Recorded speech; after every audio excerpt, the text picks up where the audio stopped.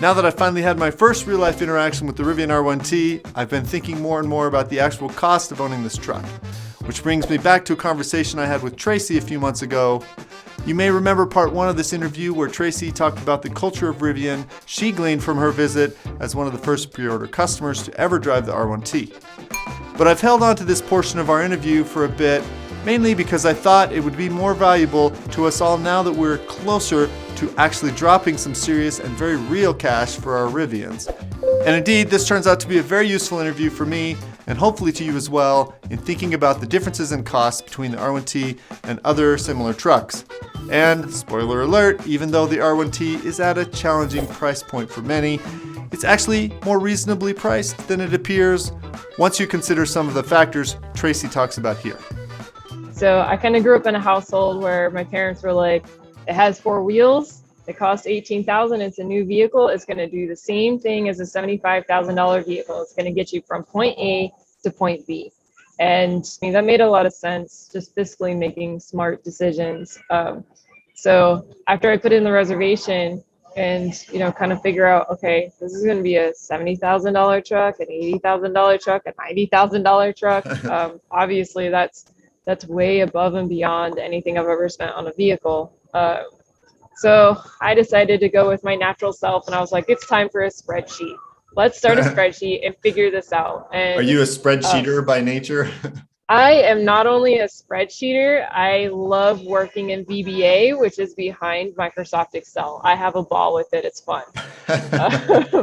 So what I did is I said, okay, I currently have a gas vehicle. It's paid off. It's been paid off for a long time.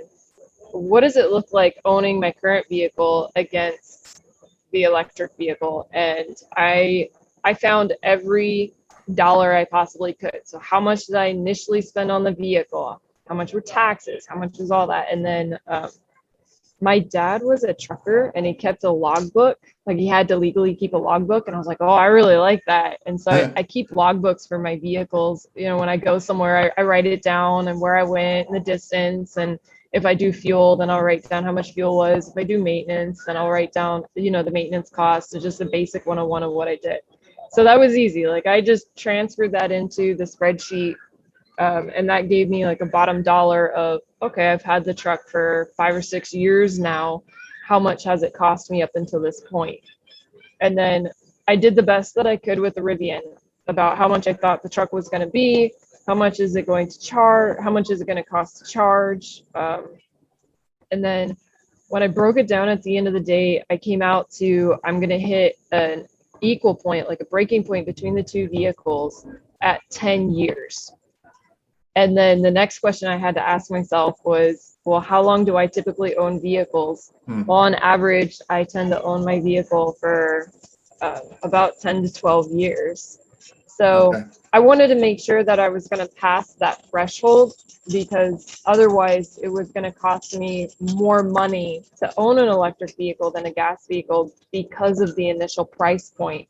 If the initial price point was at the same price point as what I bought my F-150 with, then there's no question about it that the electric vehicle would be so much cheaper to own over its lifespan. Now you're talking basically the difference between the price and the maintenance costs, right? All of it, anything and I could figure out. And so on. Yeah. Okay. So I had to take into account like, okay, how much do I drive and what kind of driver am I?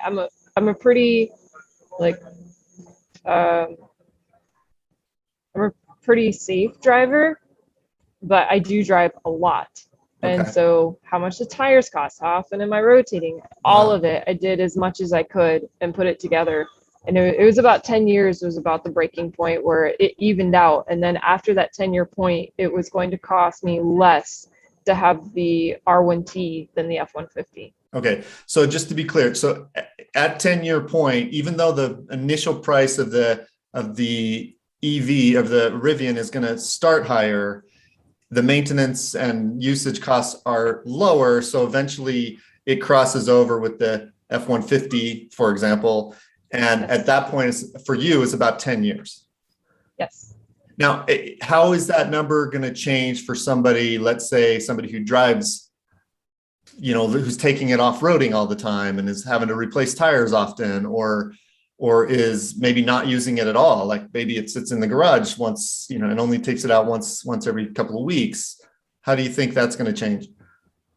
I think it's going to change based on their usage. I think something to consider. So for me personally, I'm going to be taking the truck down to the beach, which isn't requiring any kind of specialty equipment to go and do that.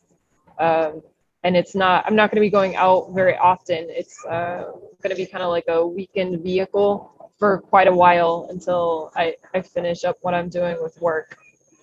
So for somebody, if they're equally using their vehicle, so if they have a Jeep and they're doing the rock crawling, they're doing all that stuff, and they can equal it out with the R1T, then they're just going to build out, okay, what's everything that I needed for the Jeep?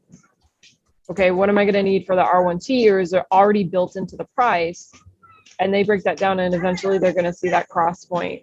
I think that somebody that's rock crawling, going out, goofing around a lot, I think they have to add a lot to their vehicles typically. That would be the same for any vehicle, right?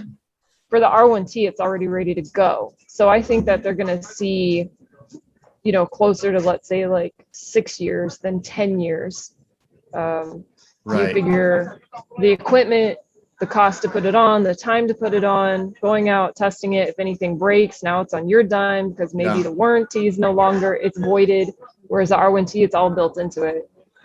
I want to jump in to throw out a couple of numbers that will help demonstrate what Tracy is talking about here. First of all, the cost comparisons to the R1T will vary widely depending on what vehicle you're comparing it to, how many miles you drive, where you live, how you drive, and so on.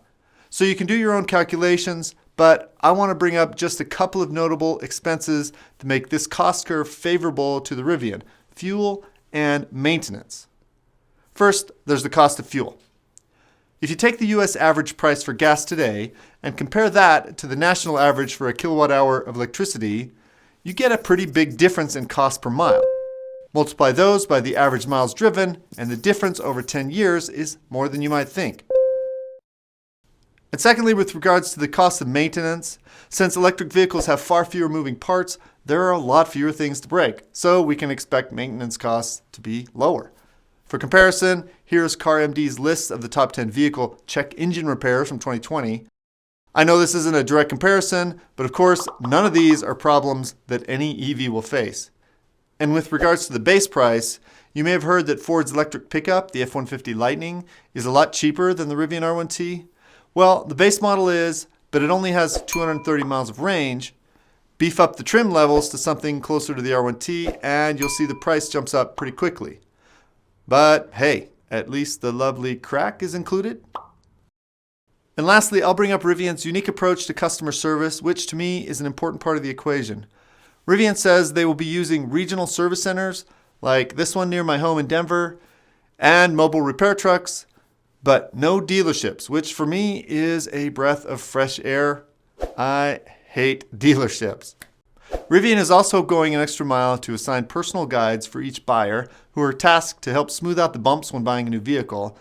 Of course, I'm waiting to see if this can scale as they get to a larger volume, but I'm hopeful. And I asked Tracy her thoughts about that. You've been there, you've talked to RJ, you've kind of toured it around.